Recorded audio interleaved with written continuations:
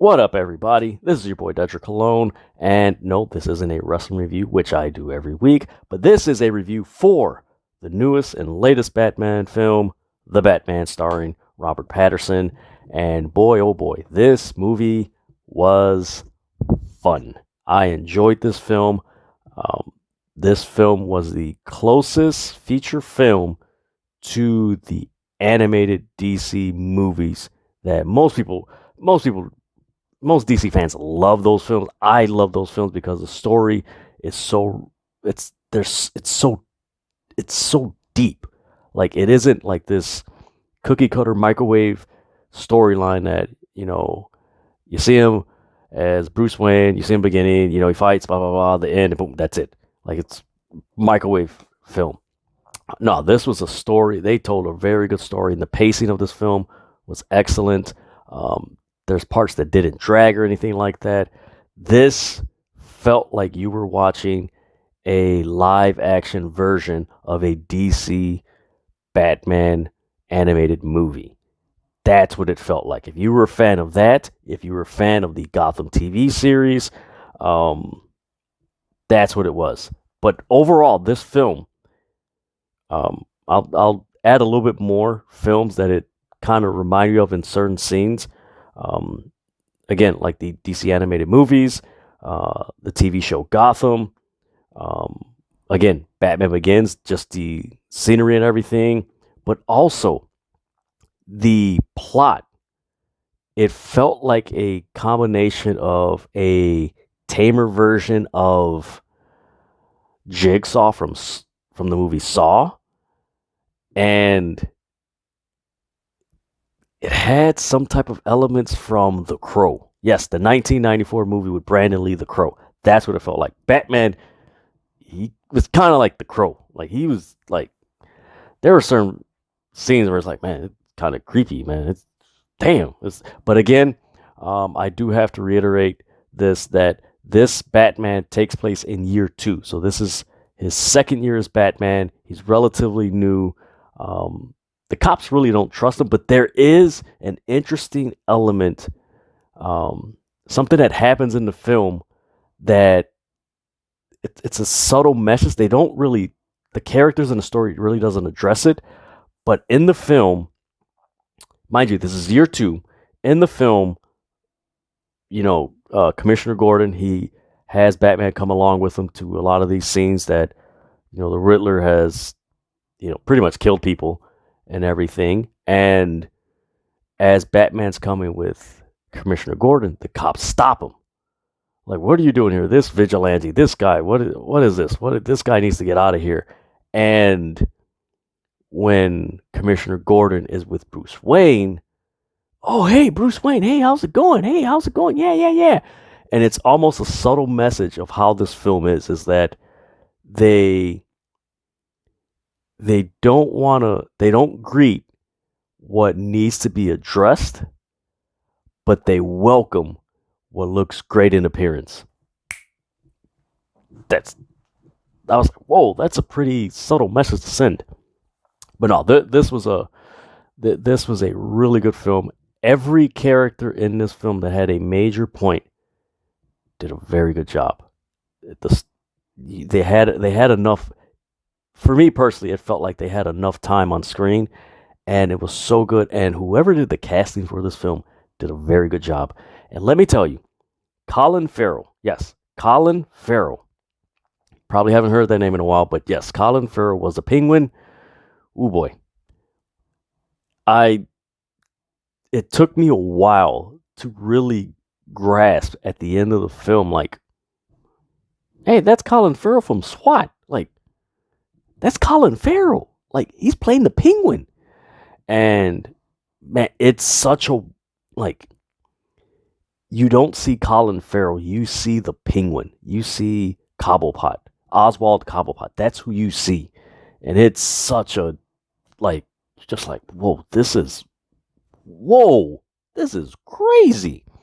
Also, Zoe Kravitz, man, she did an outstanding job as Catwoman. Man, As Catwoman and Selena Sky, she did a phenomenal job. It was excellent to see her on film. She had the stoic, reserved, but also methodical approach that Catwoman has in the comic books. And yes, this film does touch on Batman and Catwoman having some type of relationship. Of course, that's in the comics.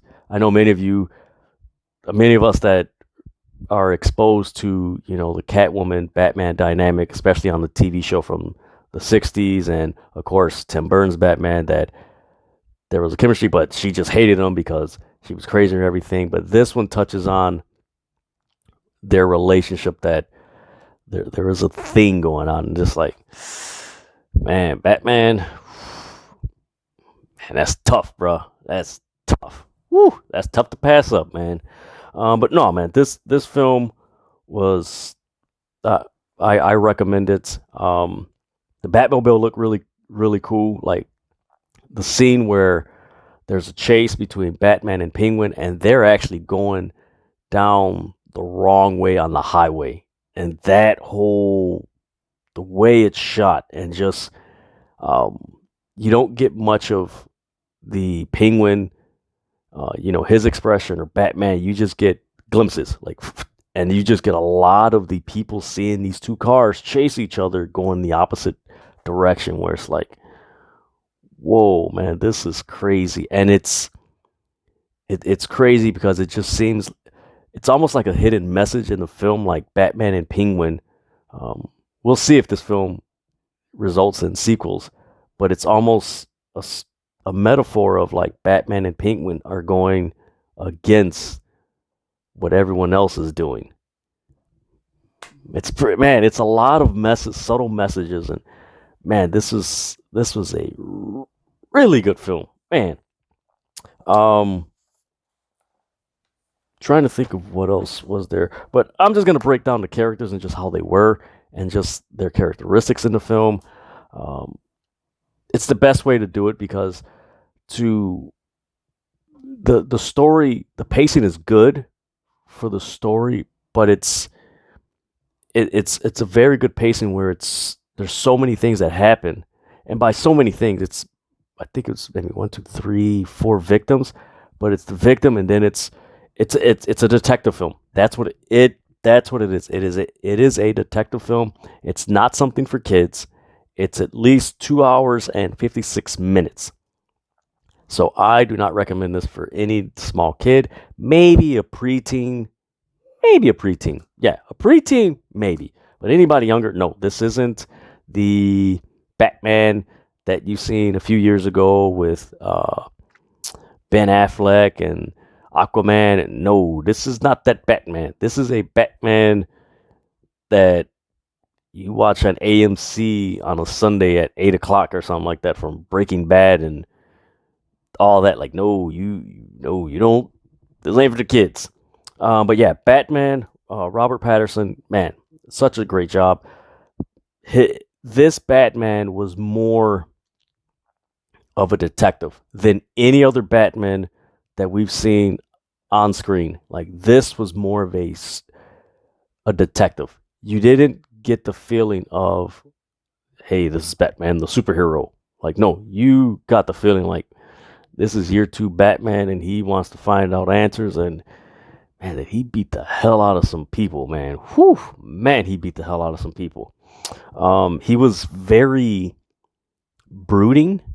That's why I said the reference of the Crow. Like, if you go back and watch how Brandon Lee's character, the Crow, was in that film in 1994, there were some movements and just mannerisms that Robert Pattinson had as Batman, and how they shot it, where it's just like, man, that's creepy. Like I said earlier, there were scenes where you get Commissioner Gordon or whoever it was, they just look in like this black space, and then Batman just comes out like, ooh. Like, I've never seen a Batman film like that, but he just walks out. It's just very enigmatic. There you go, enigmatic.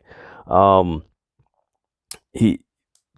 of the cool things I noticed about this film, is, of course, Batman's known for his gadgets and everything, but this film, he had Batman had contacts that you could. It was almost like I would call it the Terminator eye, like the Terminator and the Terminator films with Arnold Schwarzenegger, how they would read people. Like he had context like that through the film. And there was one instance where he gave it to Selena Sky to find out some information. But man, that was so cool that it's like, damn, this guy's really trying to. And I mean, he's reading facial recognition. Like they walk into a club that is predominantly crooked politicians and these cops that are on the payroll, and he's just getting information, boom, boom, boom, boom, boom, boom, boom, like at rapid speed. And mind you, he has these contacts. They're not messing with his vision or anything. He's just looking, and I'm like, man, how does that was so cool. The Riddler, man, this ain't Jim Carrey's Riddler. No, it is not. This ain't Jim Carrey's Riddler. This guy, he was like Jigsaw from the Saw movies. Like that, this was out there. And of course, in the Saw movies, the first one, the whole trying to get people to appreciate life, and it's kind of similarities to some extent, not full extent, but just to a certain extent. But yeah, he was like a serial killer. He always used duct tape, and that was like really interesting to me. It was like, okay, what's the reason behind the whole duct tape and everything? But it was really cool that he always used it. It just left you like wondering, like, man, why does he always use that? Again, it falls in line to the whole theme of the film as being a detective film. He always left, like, his cryptic messages were just, man, they were intense, man. Like, that's why I make the reference that he was like Jigsaw. There's a scene where you guys probably seen in the trailer where the car rams into the church during the funeral and everything, and the cop that he has tied up with like this bomb around his neck, he's FaceTiming him, and he has like this like, it's a crazy scene to watch where you're just like, and here it is, Batman's just trying to figure it out, and the guy's crying and all this stuff, and the Riddler, which I like that they modernized it, but yet keeping it authentic to the tone of the original year 2 Batman comic from the 40s. Because Riddler, all he did was literally FaceTime through the whole film. He uploaded on social media, all these little things. It was just a crazy, wild ride that he was very sinister, man. Like, again, this was very similar to the movie Seven with Brad Pitt and I believe Morgan Freeman in the mid-90s. It's similar to that. The main thing with the Riddler, he was targeting injustice, the crooked politicians, the cops that were for pay, just everybody. And then he eventually revealed the Wayne's secret, Thomas Wayne and Martha Wayne, and the Arkhams and everything. That whole dynamic, which I'm not going to explain it because it's very detailed in the film, but when you watch it, you're just like, yo, this is deep. It goes from one twist, then to another twist, then to another twist, and you're just like, damn, this is deep. And of course, you find out some information and just the backstory between Selena Sky and Carmen Falcone, and just that whole story, and it's just like, man, this is an intense story. And that's something I could say about this film. It's very intense. The Penguin, again, Colin Farrell, excellent job. He's more of a crime boss. He's not the top dog that we've normally seen him in other past films and adaptations of the Batman uh, series. He's second in command in this movie, and he's just a smooth talker, and it's crazy because they do tie into how in the comic books Batman and Penguin do somewhat work together in some capacity, but yet there is that I know what you're about and you know what I'm about aspect of it. Selena Sky, man, she was bad. She was bad. I like that they played more into the comic book where they had a relationship. It wasn't like Michelle Pfeiffer's where she was just crazy or anything like that, but it played into that.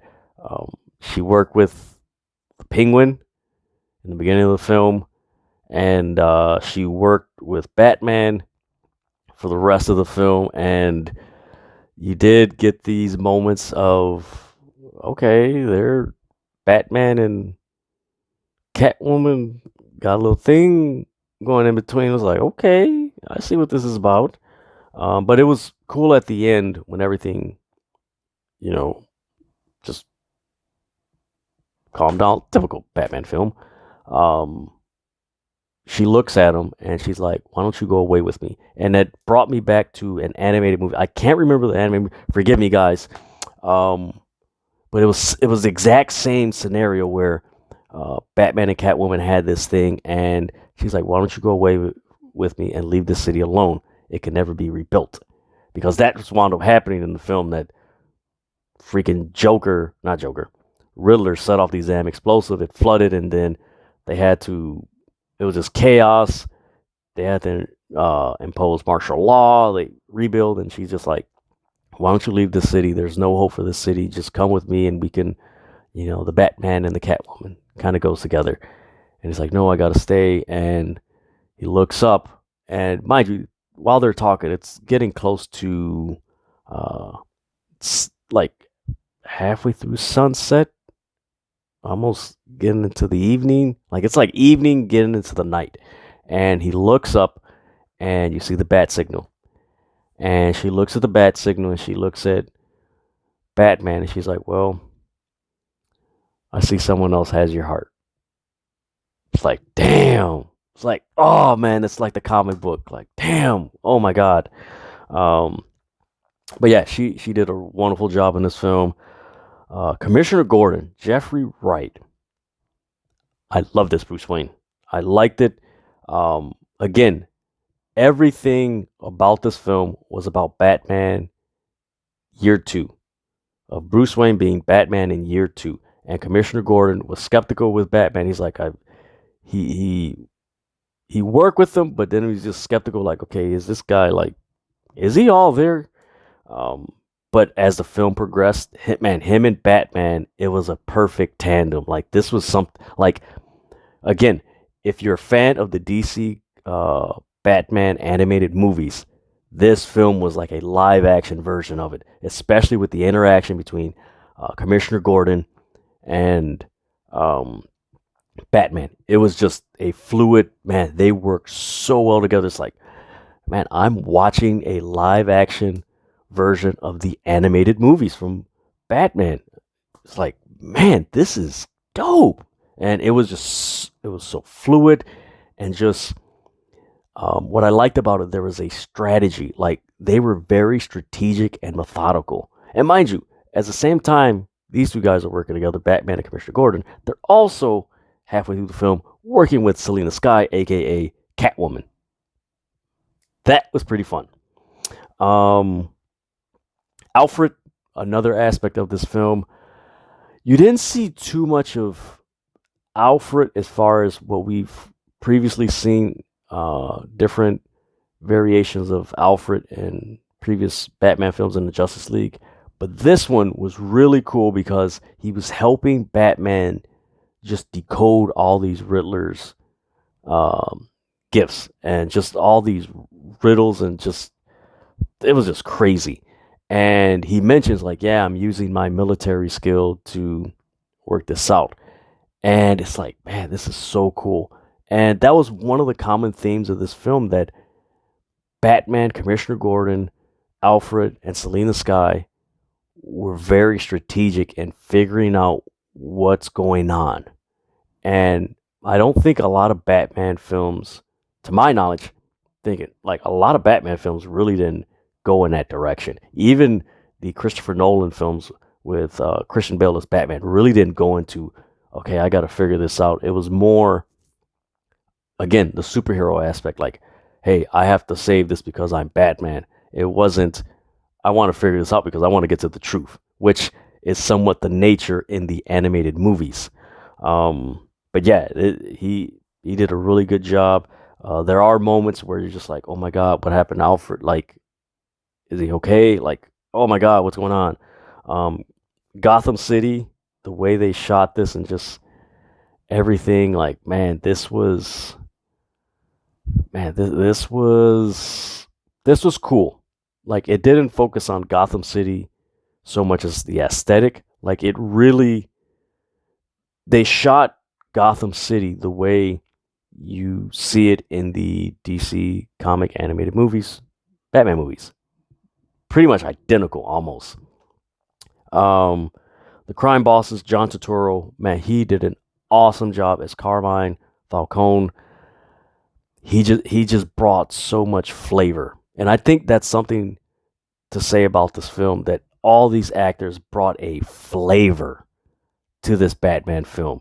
Like, it wasn't um, like previous films, like the Christian Bale films were, a lot of people were beloved and everything, and I like those too. But the way these actors like just came into this film in these roles, like they brought so much flavor to these characters that, again, it was as if you were watching a live action DC Batman animated movie. The animated movies that you see on HBO Max, that's what it felt like. You were watching a live action version of that. But yeah, John Turturro playing Carmine Falcone, man, he just had this swagger and just this cockiness and just like, you know, I'm cool, but I can mess you up. I could do this. And the interaction that he has with Bruce Wayne and revealing the whole backstory between the Waynes and the Arkhams, which that's what Arkham Asylum was named after. Actually, erased that Arkham Hospital, which later became Arkham Asylum. Um, that was an interesting aspect. Man, it was really cool. But last but not least, and I'm gonna end this review with this: the last scene.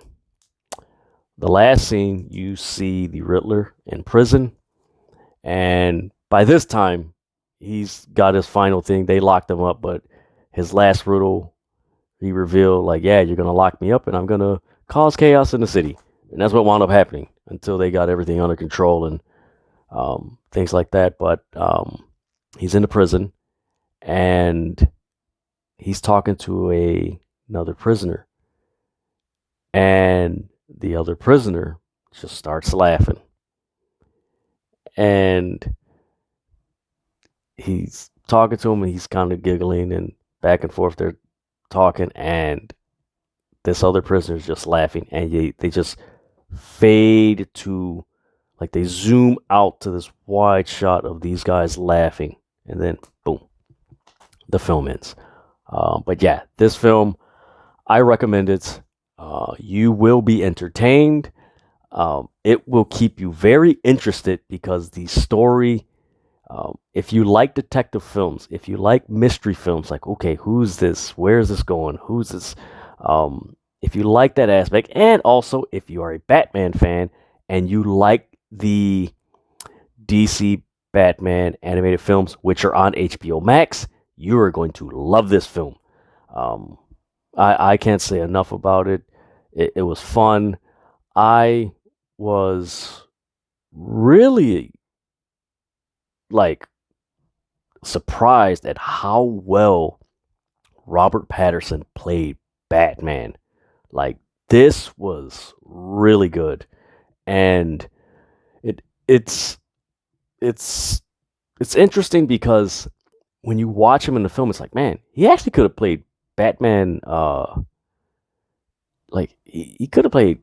Oh my god, I'm brain locking. Not Robin. Actually, he could have played Robin. He could have played Nightwing. There you go. Like he could have played Nightwing, but he does remind you of the Batman in the DC animated movies, the younger Batman in the DC animated movies, and he had a tone. It was just he was very serious. Like that's the thing about this film. Every actor, the whatever the characteristics were of those characters, they brought it to life, and there is a seriousness with all these actors, and that's what made this film fun. Um, Again, I enjoyed it. It was awesome. I recommend it. I look forward to seeing if there's going to be a sequel. All these actors did a wonderful job, and it's a ride. It is a ride. It is a ride. It is a ride that you will love. But I can't say enough. I would if I keep doing it, I'm just gonna repeat myself, and it's a very, very, very good film, and I recommend you guys see it. Again, it's not for kids. It's 2 hours and 56 minutes, and remember, this Batman is in year 2. So this is year 2 of Bruce Wayne being Batman in Gotham City. So that's why a lot of things are fresh and everything. But I enjoy it. But hey, like, share, comment, subscribe to my YouTube channel, Dedrian E. Colon. Follow me on social media at Dedrian180 on Instagram, Twitter, and TikTok. Thank you guys for this review. Like, share, comment, again, subscribe. Let me know what you think of the Batman film. I liked it. And again, like all forms of entertainment, it's subjective. So what I may like, you may not like. And what you like, I may not be into. But at the end of the day, we enjoy something. All right. With that, I will see you when I see